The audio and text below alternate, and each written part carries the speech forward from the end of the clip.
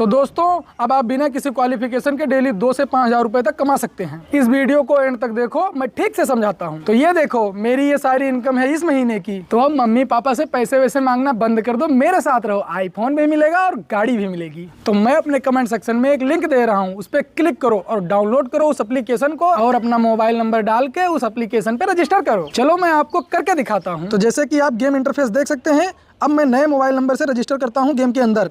तो जैसे ही मैंने रजिस्टर किया वैसे ही 41 रुपये मुझे फ्री मिले हैं। तो अब मैं 500 रुपये जमा करता हूँ क्योंकि मुझे पैसे भी कमाने हैं भाई। तो ये मेरा पसंदीदा गेम है ड्रैगन वर्सेस टाइगर, मैं इसे खेलने जा रहा हूँ। तो अब मैं टाइगर पे 10 रुपये लगाता हूँ। अरे यार नहीं हो पाया, कोई बात नहीं, मैं दूसरी बार लगा देता हूँ, क्या दिक्कत है। अब मैं दूसरी बार लगाऊंगा 30 रुपये, लगा दिया। अरे यार इस बार भी रह गए, तीसरी बार लगाता हूँ, तीसरी बार लगाऊंगा 90 रुपये।